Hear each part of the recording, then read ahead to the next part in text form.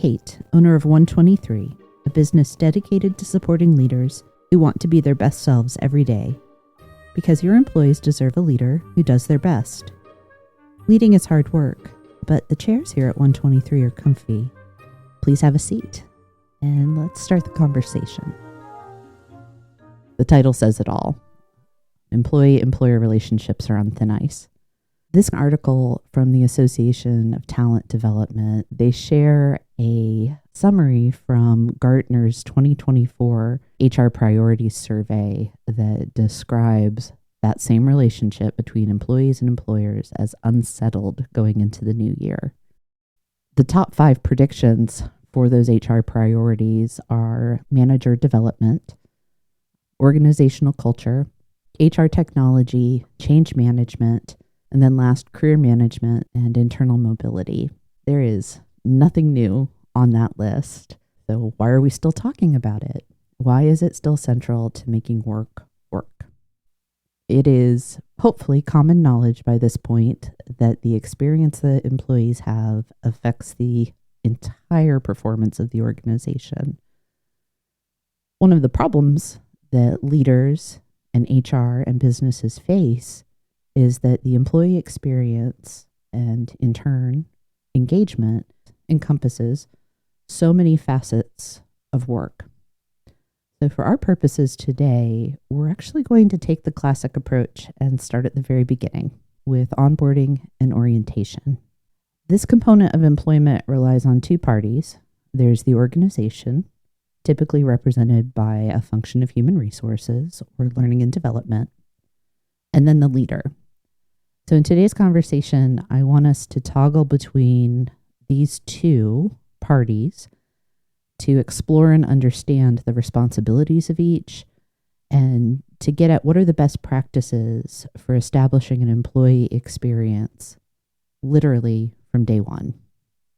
And for this conversation, I am joined by a former classmate, Maggie, whom I will allow to introduce herself in a moment, who is an experienced L&D professional, a lovely human being, crazy funny and whip smart. Maggie, welcome to the comfy chairs. Thank you, Kate. I'm so happy to be here.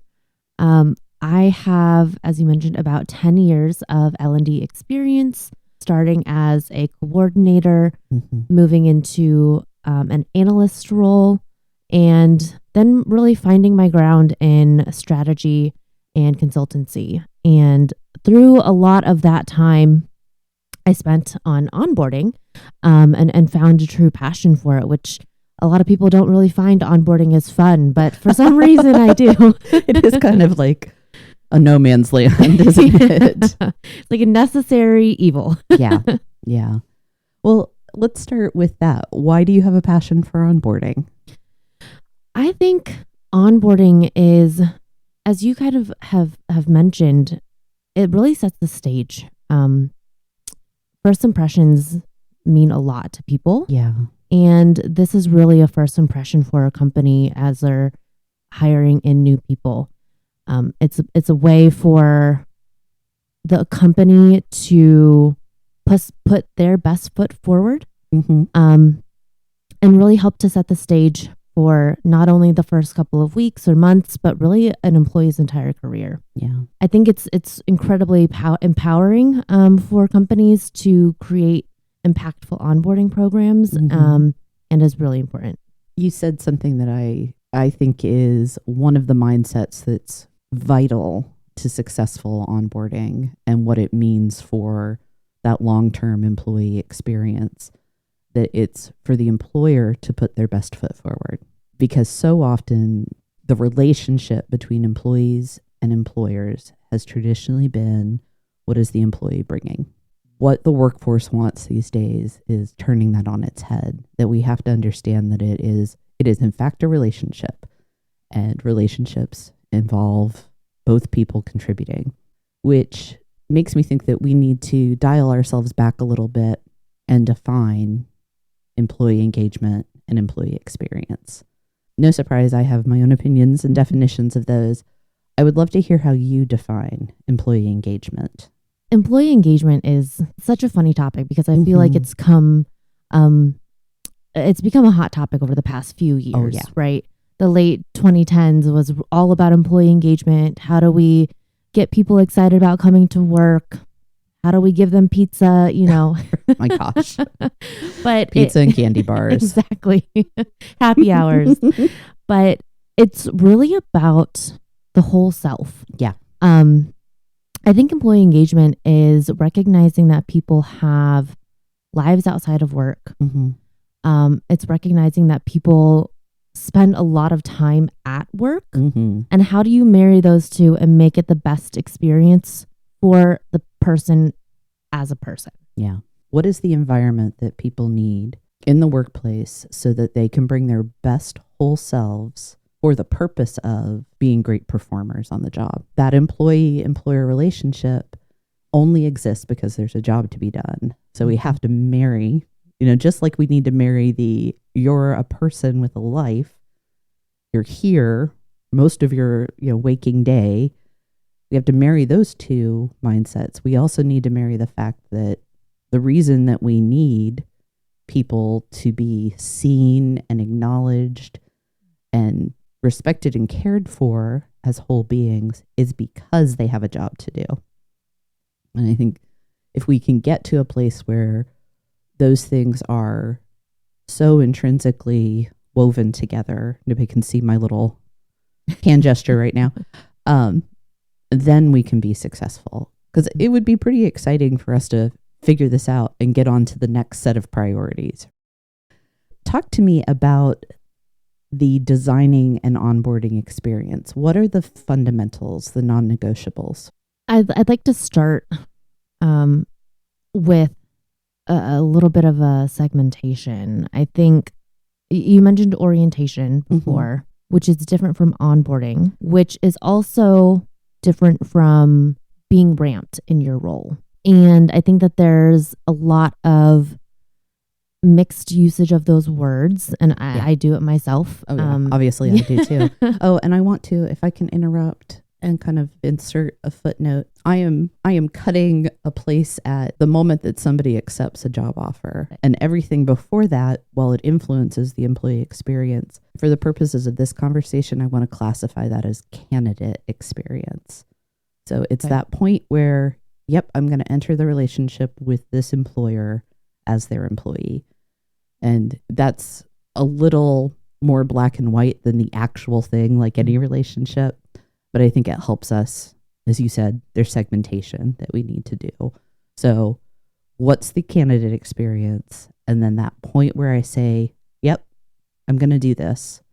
That's when we start talking about onboarding, correct? Yes. Okay. Yes. So that's the end of my interruptions. No, thank you. I appreciate that clarification. By definition, onboarding means organizational socialization. So when you think about what those two words mean in terms of a new hire coming on after they've accepted their offer, that means that they are understanding their organization, they are feeling included in their organization, and they're being set up for success. They're being socialized into the culture of this company. And I think, there's obviously a bit of a mark between pre-day one and post-day one onboarding, whether you call that pre-boarding or you call it all onboarding, that's kind of up to you. But I think that experience of ease and ensuring that someone is set up for success is really the kind of crux of it all. Yeah. When you think about post day one onboarding, I'm not a DEI expert by any means, but I think inclusion in this is really, really important. Onboarding does not take 2 weeks or 2 months. It could take up to a year as someone is figuring out where they sit within the organization, how they are contributing to the overall goals of the organization. Belonging. Yes, Yeah, exactly. that sense of belonging, and can I identify the role that I play? And in some ways, we're talking about Maslow's hierarchy that we've we've taken care of all the, kind of necessary foundational things. And then we start making those connections to scaffold up and help people reach that point of actualization, which in this context is performing to my best. Exactly. Love it. Something you said I thought is important to emphasize, that there's not necessarily a distinct timeline on what onboarding really is. It can be a day for some people, or it can be a very long-term thing depending on the job and the person. So there's a distinction between onboarding as an adoption, the socialization, and an onboarding program. I think you're starting to take us into that space between what the organization is responsible for and what the leader needs to do. And I'm curious, given your expertise, what does good onboarding look like from that functional place? Then I'd like us to kind of bridge over and talk about, once the organization does its check, what do you look for leaders to know, do, and behave the ways that they should behave to facilitate that process for their new employee? Yeah. I think, as you said, there has to be some sort of time limit on an onboarding program. You can't just extend it on forever and ever. Onboarding programs from an L&D perspective is all about, what are those foundational things that everyone has to know? Then you have to ensure that people are being held accountable to using those resources, to operating in the right processes. And that really comes from the manager. So I think that's where that overlap lies. And then when you move out of an onboarding program, there has to be some sort of upskilling and ongoing coaching from a manager to continue to build one's skills from not just basic knowledge, average knowledge or average skill, to being a high performer or to figuring out gap areas. L&D does not obviously have the resources to do that for every single individual. And that's, I think, where the manager's, a really big part of a manager's role comes into play when you think about someone coming out of onboarding, is identifying those gaps and determining how do we help close those. Yeah, I think it's interesting, Maggie, you're talking about the first couple of those of Gartner's HR priorities. There's the leader manager development. Do they have the critical thinking? Do they have the knowledge of the employment life cycle? Do they have the skills, both hard and soft, to navigate that? But then there's also the organizational culture piece. One of the things that onboarding can and should do is demonstrate to people, this is what we all value, and being an employee at company X means we do this, we don't do this, we value this, so that people have a topographical map of what their journey is going to look like. I love that visual. When you think of a topographical map, there's, all of these different types of terrains that you're going to be going through. And I think that that's a great analogy for an employee experience. As someone's manager, they should be your guide through the mountains, across the deserts, through the plains, and helping you along that journey. So I love that analogy. Thank you. Would you please, for us, differentiate between onboarding and orientation? You are right. We use those interchangeably. It's a little bit like using engagement and experience interchangeably, but in practice, they're actually very different. Yeah. When you think of onboarding, I think is more general in that it encompasses culture, it encompasses experience, and that overall socialization to a company, whereas orientation comes from to orient yourself, right? Orient comes back to that map. It's which direction am I heading? Yeah, And are we like setting people on that journey facing the right direction? kind of those fundamental things that everyone needs to know. So Mhm. what is the company's high level mission? What are our goals? But then I also think it includes some of those more tactical items Mhm. for an employee. So my benefits and, my 401k, how do I set everything up so that I don't have to worry about it as I am being an employee Mhm. here? So orienting yourself into this environment so that you can become an onboarded and ramped employee. It's gonna sound like I'm going wildly off track for a second.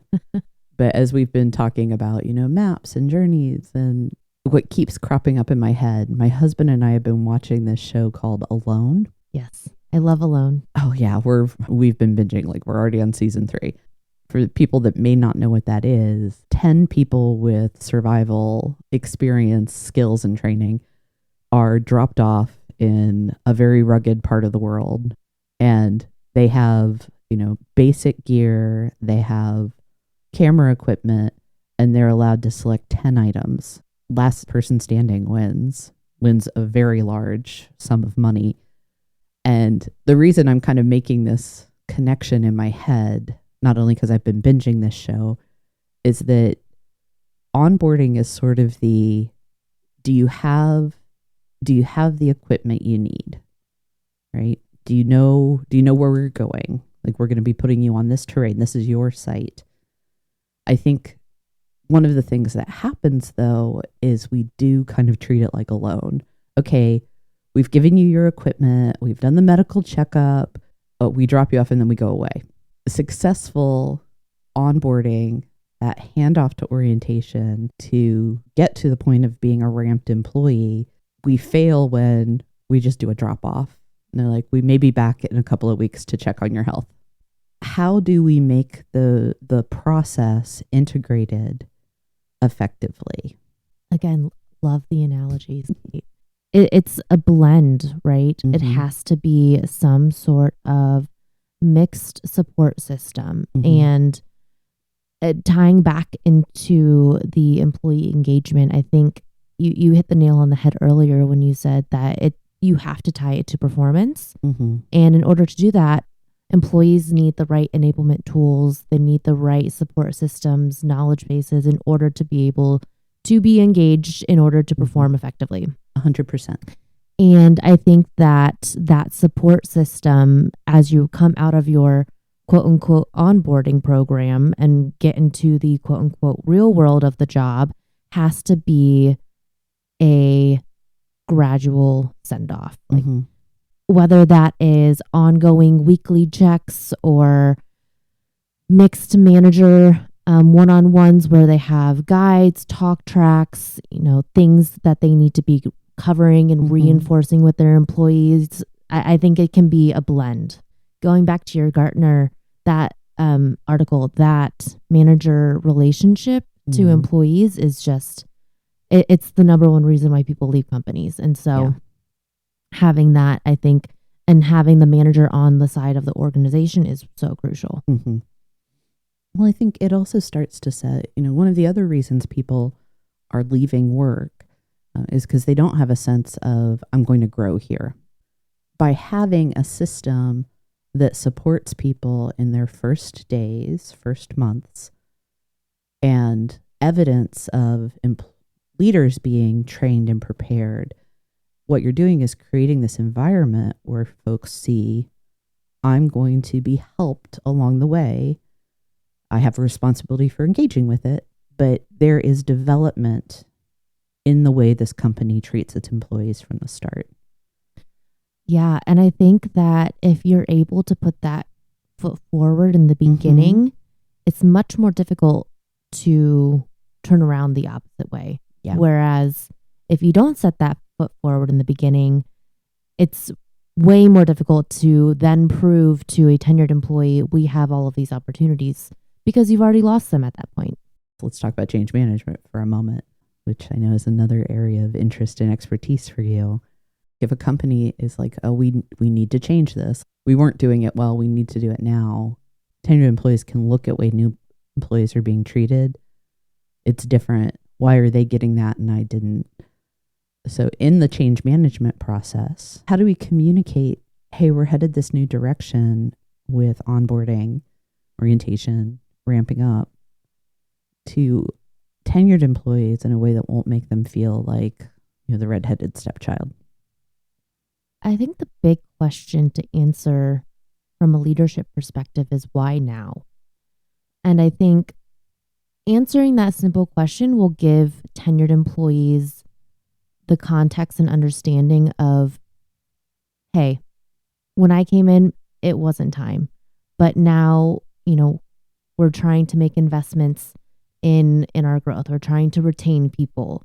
We are, looking to bring in top new talent to help me as an employee with my bandwidth. So I think it's that why now and how does it benefit me is going to be really, really important for leaders when they might, be shading their tenured employees a little bit. But I think providing that context will really help. I think also helping the tenured staff understand that they have a role to play in it, that it's not going to be successful without them. Exactly. We are entirely reimagining how we onboard new people, because you've been here, you've seen that it's not working. But if it's going to be successful, we need the team members that are receiving, that are welcoming new coworkers to understand, be on board, and continue in the great work that they've done so that we can all be successful. And again, I keep coming back to this. I feel like I'm a broken record, but we can't be binary about it. That there has to be communication in those moments of making a change where people could feel left out, where we create this is for you as well in our communication. You are part of this. This is for you, and we need you in order to be successful. If all of these priorities are actually going to be there, if the thin ice is not going to melt or crack on us, if we're going to settle those relationships, one of the things that I think learning and development needs to do for leaders is start helping them be able to hold those two ideas together. It's something I've talked about before as having double vision. That I understand that onboarding is a program and a process. And I engage in the program at key points, but I'm managing it as a process. That onboarding is about the new employee, but it's also about my established team. So that I'm creating a team. I'm not just bringing somebody, new and shiny in. What are your thoughts on how we can help leaders get to that place where they're doing both? I think that's a really, really good question. I think of having a really clear vision for your team is going to help both tenured people and new people coming in feel like they're working towards a common goal.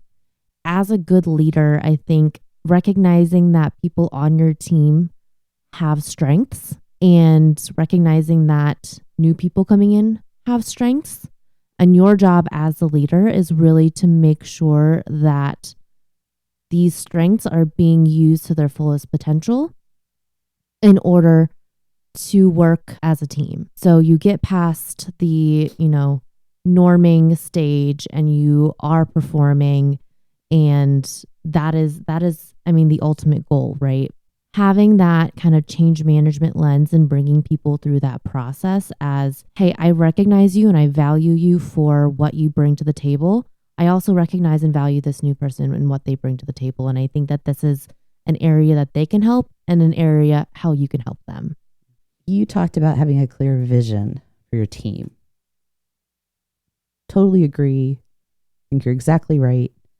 And how do people create vision? Well, isn't that the question? Isn't it though? Yeah. I think vision can come in a couple of different ways. Personally, I think vision can be in some ways short term. Yes. I also think vision can be long-term Mm-hmm. in a sense. Having some sort of clear actions and almost behaviors that Mhm. you want people to exude Mm-hmm. is what I think makes a good vision, because without that, it's not attainable. No one knows how to do it. So I think having those behavioral aspects to a vision is really important. Maggie, one of the reasons I love you is you articulate things so clearly and with this great light touch. Yeah, I've said the same thing. You can have a short-term vision and a long-term vision. There's the organizational vision, the department, the team, the individual. And because I'm very particular about defining terms, in its broadest, a vision is a compelling picture of the future. That's what you're trying to do for your people. And there's creating the vision. I can see that picture and I can articulate it to people. But then there's managing the vision. And that's where we start to get into what is it going to take for us to get there? This is how we need to act now and what we'll need to act like when we get forward into that new. This is how we need to think about the work now and in process. And these are the new mindsets that will make that picture a reality. You also talked about strengths. And I think that is a great topic to get into because it does connect to how we get people socialized and acclimated. And it also plays such a role in that overall experience. So leading from strengths. Let's talk about that for a bit. At the core of people, we want to be valued, right? Mm-hmm. And I think playing into people's strengths is one of the easiest ways to do that. By identifying what people are good at, where they excel, what they're passionate about, I think are ways that you can help to show people that they are valued. And this doesn't have to be, anything crazy. It can be a simple acknowledgement during a one-on-one, like, hey, I recognize that you are really good at Excel.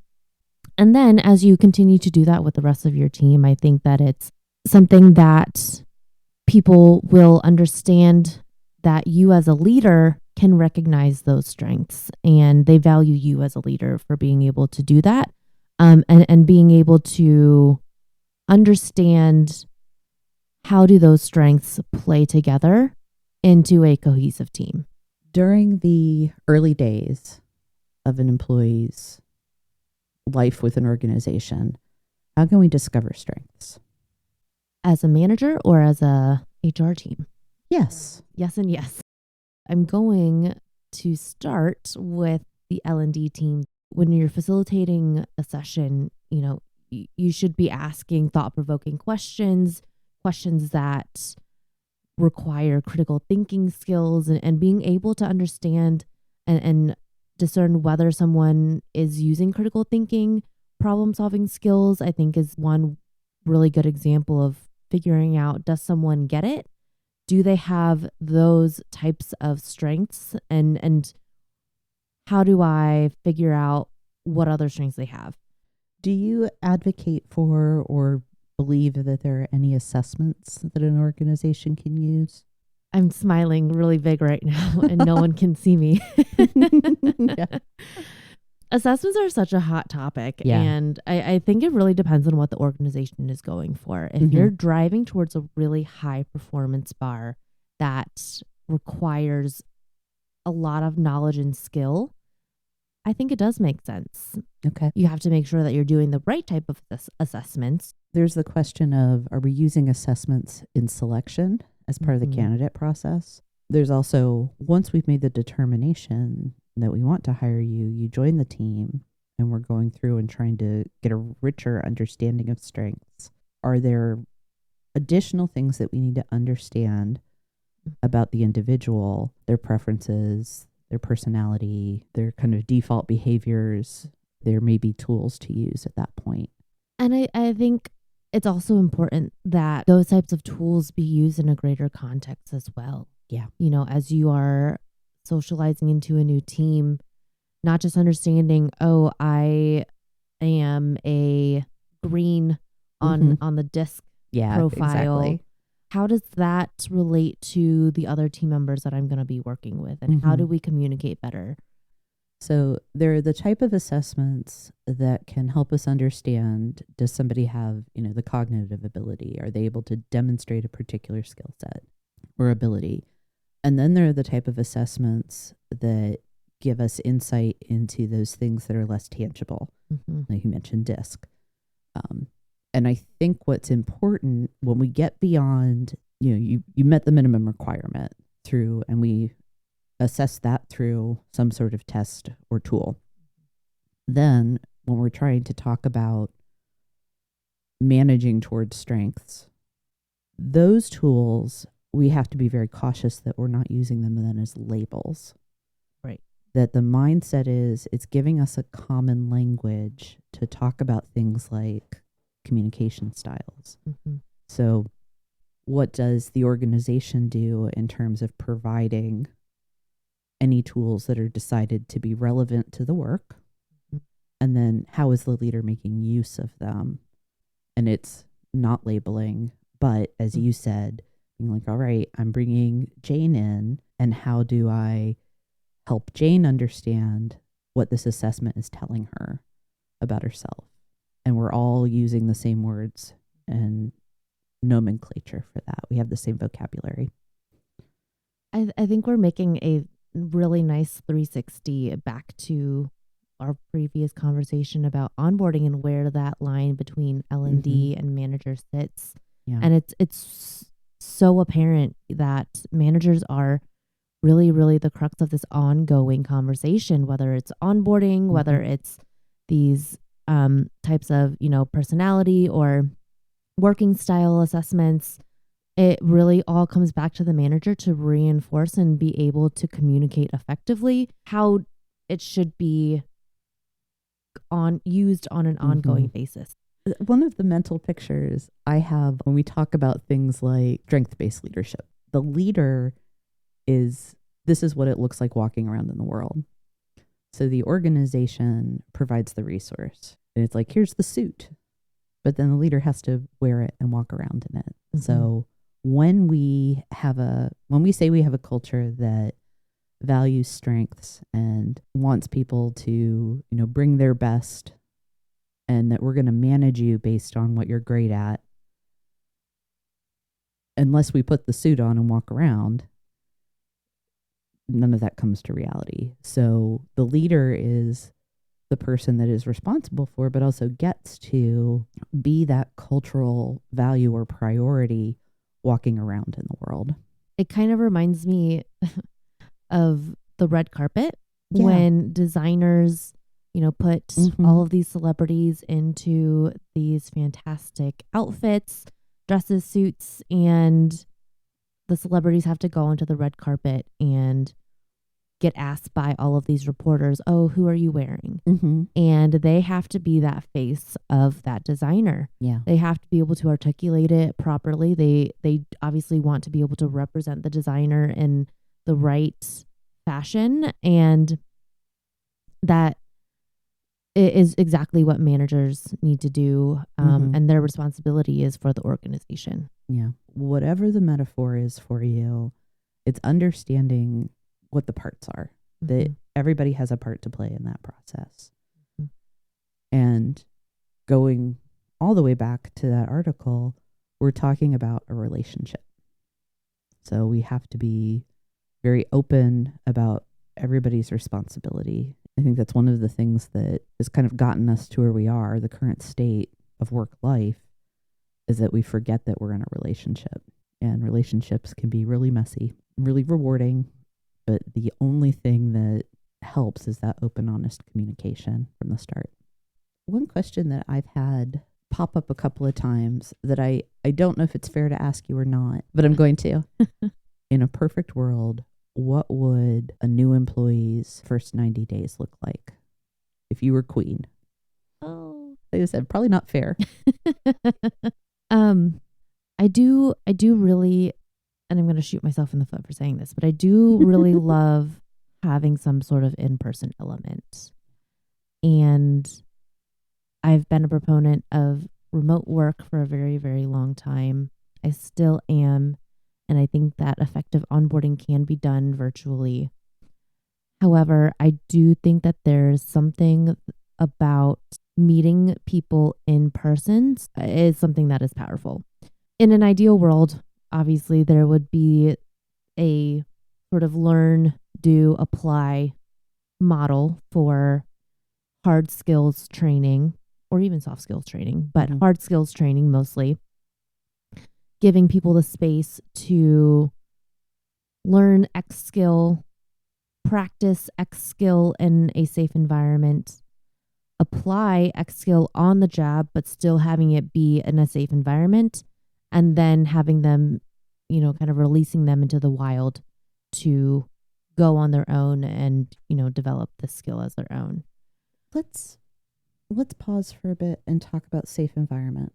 Mm-hmm. There's physical safety, like if I'm doing something that requires use of heavy machinery or all the safety measures in place.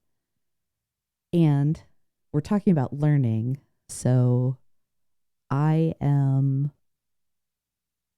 assuming that you're pointing more towards psychological safety.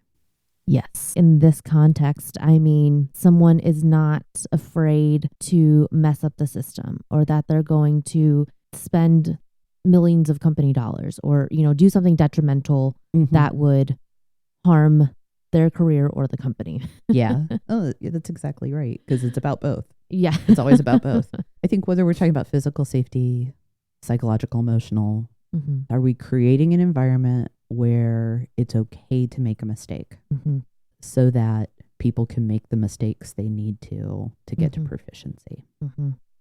So ideal world, we have a safe environment for people to learn, do, and apply, both in the classroom and on the line. Correct.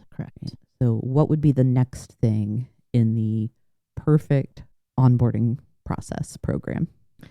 I think that learn to apply is sort of cyclical. Okay. Obviously, there's going to be more than one skill that people are going to have to learn. And if you're able to chunk that into smaller segments, people are going to be able to apply much faster. So if you're able to segment responsibilities for an individual and getting them to a place where they can apply one skill out of 10 and kind of hold off on the other 9, then you as an organization are able to put them into production doing that one skill while they learn the other 9. So I think that is one benefit of being able to chunk out that learn to apply into different competencies or skills. Yeah. I think from there, it's obviously, if you have these 10 skills, it's putting it all together. I think context is really, really important for people. And so how do these 10 skills, for example, come together into a holistic view of their role?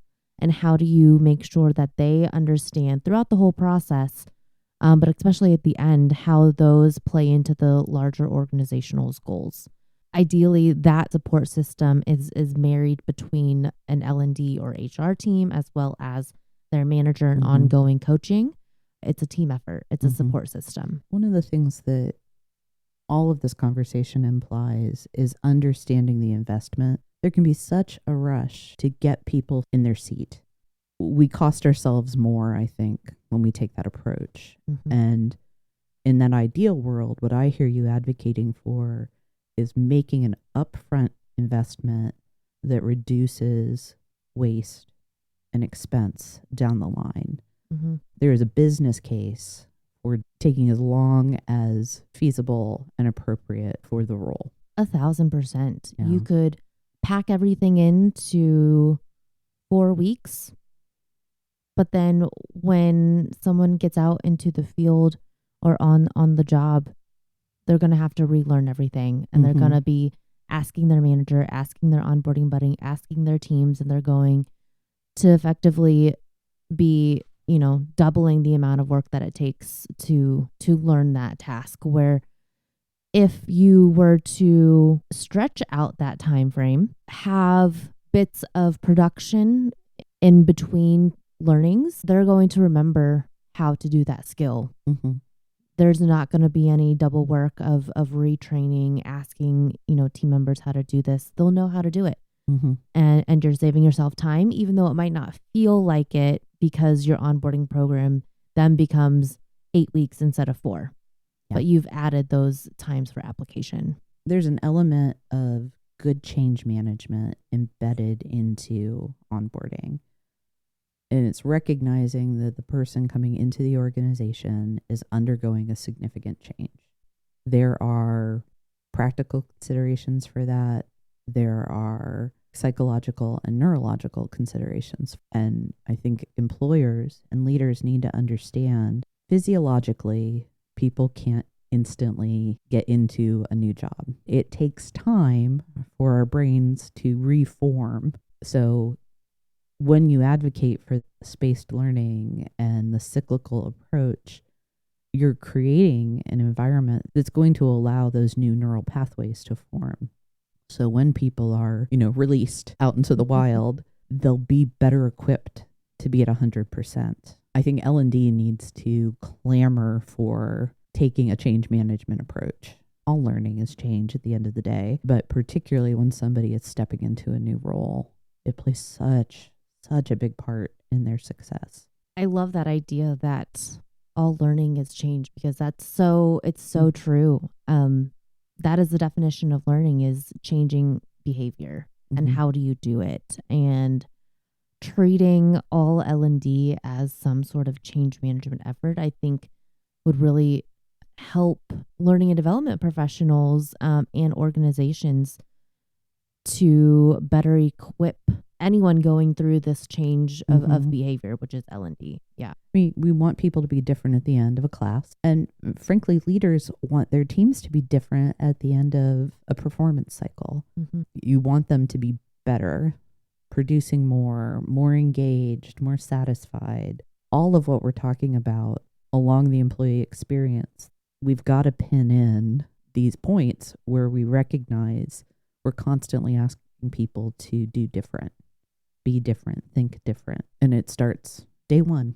You're no longer an employee of company B. You're now an employee of company Q. And have we created the setting and the tools and the support that will get you to that new as quickly as possible? Going back to the journey, right? And vision. It's all about where are we going? Yeah. In this particular conversation, the vision is that you're going to be a productive, effective, integrated member of a team doing your best work. Yep. And there's the learning design to support that. But then leaders also need to have that understanding that I'm not just boilerplating this and putting people through a production line. Going back to what you said of we've got to value the whole person. Yeah. The job isn't done when the program ends. Mm-hmm. And I think a lot of managers sometimes think that, okay, so this person's gone through this really awesome onboarding program. They're ready to go. Mm-hmm. I'll see them in a month. I'm done. Yep. Yeah. Great. L&D did all the work for me. And that's not the case. I love what you just said about, we have to cater to different styles, different types of learners. And a lot of that is in that learning design, whether it's, different modalities or different discussions. But you have to your point, remember that maybe even after all of those learning interventions, it's still not clicking for people. And so having that manager intervention after the fact, I think is something that we should remember, as that is a key part of the program, and it is very, very crucial because they might not have gotten it up until that point. Mm-hmm. Thinking about individualization, it can get wildly overwhelming very fast. And we are fortunate to live in an age of having a lot of new technologies that may make that not overwhelming. Do you think AI has a role to play in the onboarding process now and going forward? Yes, definitely. I think AI is going to have a play in pretty much every aspect Yes. of our life.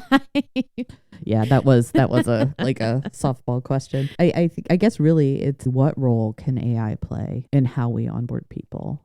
Having AI determine precisely what skills someone has, what they are able to do, and then customize those training content elements after that.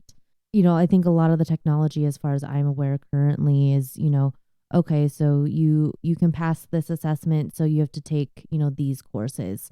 But getting really, really granular, I think is something that AI can help with, in terms of learner personas, helping to customize our content in a way that is meant for that person specifically is something that would be so cool. I think about the individuals that I helped to onboard this past couple of years, and we had some people who were considered alternative profile, who did not have any experience in the role that they were doing. But, of course, they could bring other skills, critical thinking, problem solving, etc. Which is the way of the future, right? Yes. We could have this whole conversation about. Yes. And I think that I almost see it as like a matrix. Here are all the skills that one needs for this job. Here's this person's profile, and AI kind of picks and chooses what makes the most sense for this learner. Would be so amazing from not only a learning perspective, but for the learner, because then they're not wasting time learning things that they know. They're getting the right content that they need. And it just creates a really great experience. You're seen and valued. Yeah. You already know these 17 things. We are not going to make you complete computer-based learning modules where you're clicking through 17 slides on them. Instead, adult who brings experience, we're going to start you here. And it doesn't replace L&D and leadership. Instead, it frees the people up for more of that human interface. Which I'm having an idea right now. I want us to go back to the question of in-person versus remote. I think if there can be more human interface, even if it's happening virtually, it does reduce some of that need for us to be in the same room together, because we've compensated for the distance with time. And I do think that's one of the things we need to move toward, is freeing up the human, letting the AI do the grind, basically. Yeah. But it gives learning and development the chance to be human and support the person in that process of change. So do we treat onboarding as the first step in an ongoing process of constantly engaging in a relationship, employee to employer, to how are we using the new technologies that are becoming available to us, all for the purpose of, we see you, we value you, we're going to do everything we can so that you can bring your whole best self to the work that we've agreed to do together. Yeah. I am a big proponent of remote work. Yes. I do see value in person as well. And it's a fine balance. And I think getting back to engagement, it's understanding that people are people and that we have things going on outside of, this 1/3 chunk of our life, and being able to utilize technology to increase flexibility for those people. I think it is how we should look at it. And it's not easy, and we're still on a very, very early road, I think, but it's, I don't think you can go hard one way or the other. It's a very, very gray area. It is. And the fact of the matter is, the type of change we are all undergoing right now, it's painful. It just is. We're just in this point of pain because something new is forming, which, interestingly enough, one of the definitions of engagement, and this may be a little out there for some people, it's a medical definition. It's the point during labor where the baby's head enters the pelvic region. That's engaged. Engagement it's part of labor, which there's a beautiful wordplay in English there, right? That is, yeah. Because it's work. Yeah. It's work. Yeah. And you get great things as a result of that. It's so insightful because if you think about it, it's what you are putting in to get something great out of it. And that's exactly what organizations should be striving for, is how, from my point of this relationship, what am I putting in to get something great out of my employees? We talk a lot about the future of work. You see that so much, particularly if you're an HR talent learning person. Always. Always. It's always there. I'm a little tired of it, I won't lie. But I've been thinking about the nature of work and kind of like the human relationship to work a lot recently, because work is work, right? We were just saying it's labor, and human beings, I think, are made to be productive. Again, apparently all I'm going to talk about is this show alone. The people that thrive in those settings are the ones that they're doing more than just, I'm hungry. That, yes, they have hunger, but they're also making instruments, weaving baskets. One gentleman, made himself a set of dice so he could play a dice-based football game with himself, right? Yeah. Maggie's smiling at me. It was awesome. We were so sad when Mike tapped out. Yeah. Because that man could have lived there for like 7 years. Yeah. But he had fulfilled what he wanted to do, and he wanted to go back to his wife, right? But we thrive when we're productive. We're better. And so it's this weird thing that we're tied to jobs. And some people really resent that they have to work. Mm-hmm. And it's good for us to work.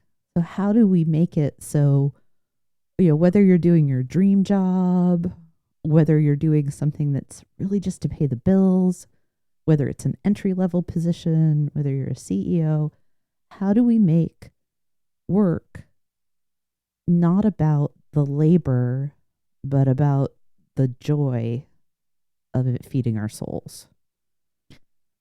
And there's really no one answer for that. Yeah. I know that. And please. When you talk about the people in Alone, I think about purpose. Mm-hmm. And that structure, those activities, hobbies gave them a purpose. Yeah.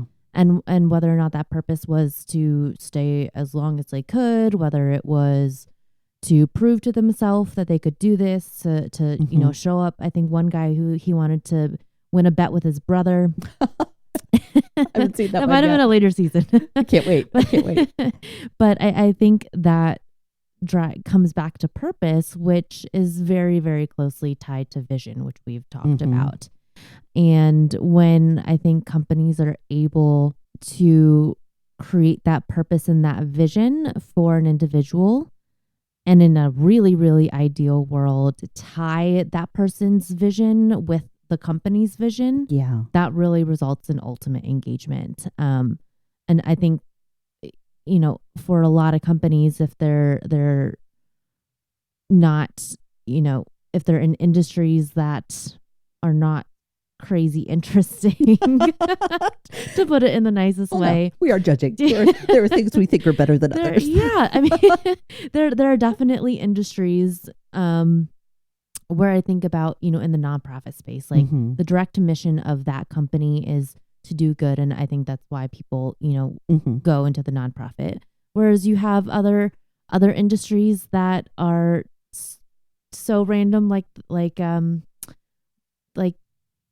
random paper, right? Yeah, paper exactly. companies, or things like that people don't have a natural tie to. But that's how you create purpose with your engagement efforts. You tie people to what your vision is. And I think I'm going talking in circles at this No, point, but I think purpose is exactly right. And it can be, it's the secret ingredient. That is the purpose of the organization clear, and can people connect to it in a significant way? And is it multifaceted enough that whether my purpose is, quote unquote, higher calling, or my purpose is to make a salary to support myself and my family, that those are all acceptable, right? Again, back to alone.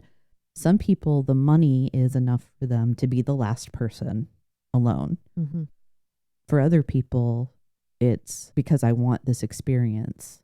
This is an important way to live for me. And when they stay connected to their purpose, they can be successful. And you also saw people whose purpose changed over time.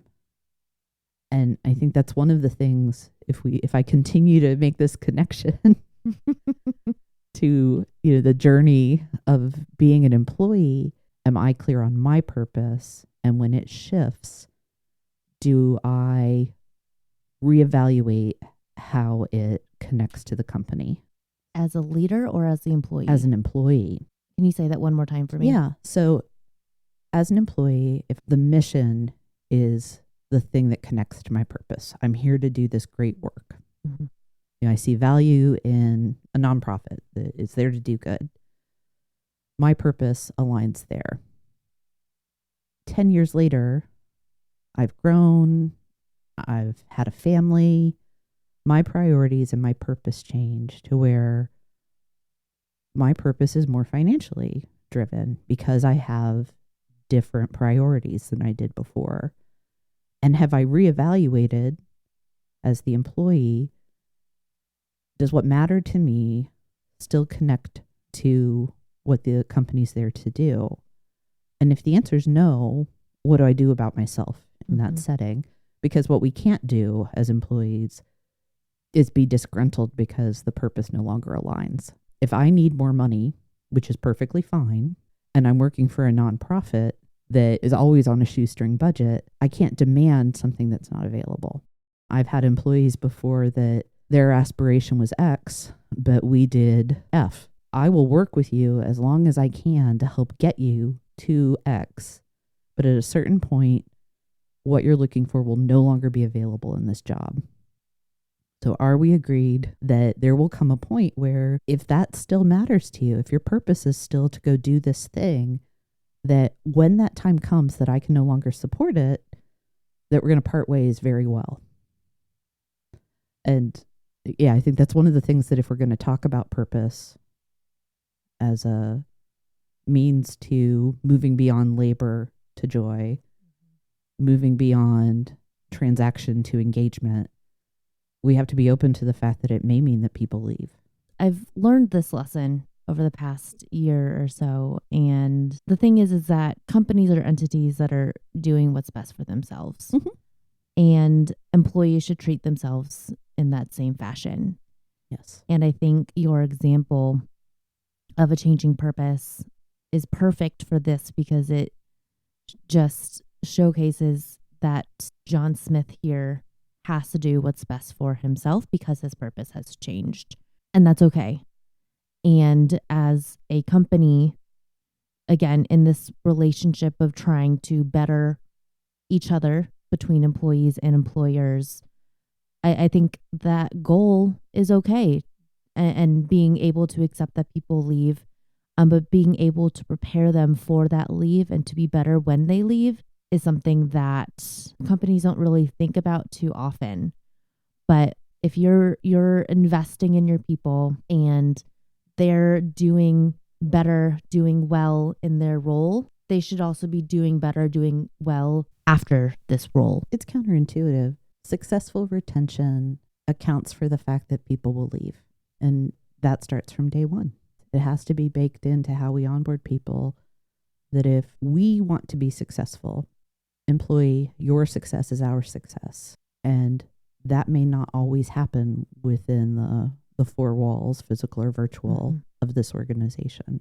And if it does go that way, it'll be bittersweet, but we'll celebrate it.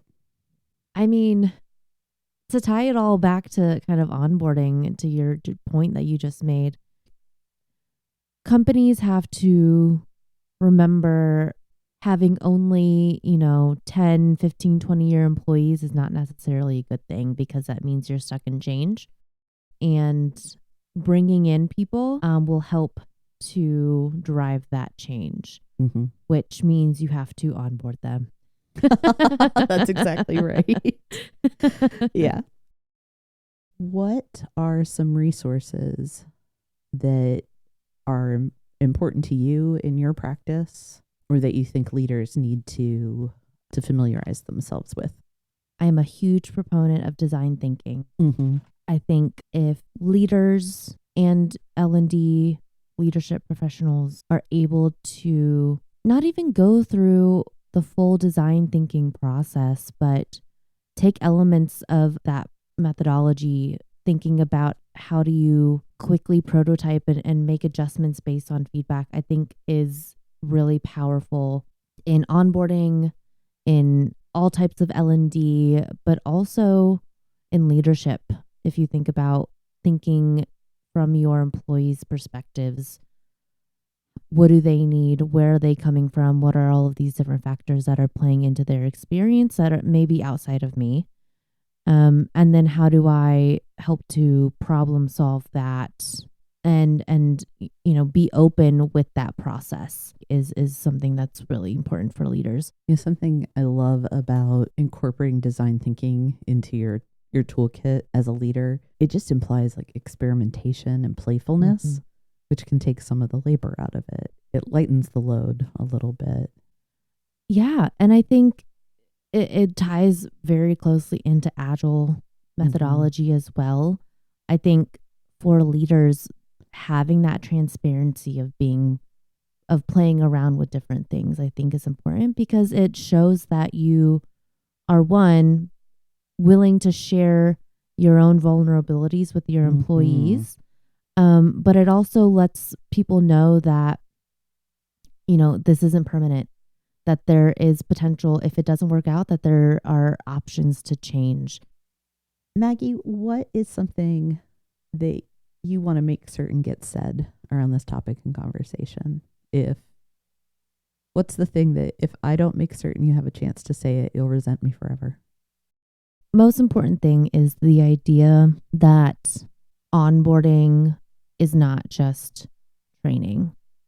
When I've developed really, really thorough, in-depth onboarding programs in the past, my solutions encompass a lot of different things. Obviously, the training, the modality is really important, but it's also the systems and tools. Is there something that needs to be put in place to enable these new hires to do their job? It's the onboarding buddy. How do you enable the onboarding buddies to do their job? How do you motivate them to spend time and coaching with their new hires?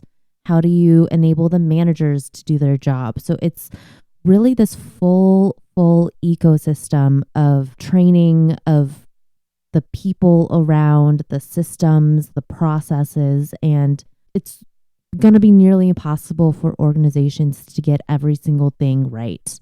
Otherwise, that'll be so, time consuming, costly. Like it's very, very unlikely that anyone will be able to get every single piece right. But if you're able to create an environment within this ecosystem for your new hires to feel included, to feel excited, to be prepared, that's what we're shooting for. So that's what I'd say. Yeah. I think that's a great thing. Take it all into account. Yeah. Think of it as all connected. It is. And get as much of it as you can right. Exactly. Thank you. Thank you. I'm so glad you were here. Thank you for having me. This has been awesome. It has been a lot of fun. Thanks for joining me in the comfy chairs. If you enjoyed this episode and you'd like to help support the podcast, please subscribe, leave a rating and review, or share it with others. You'll find Comfy Chairs updates and other thoughts on leadership and learning on Instagram at 123limited. That's ONE23 LTD. Thanks again.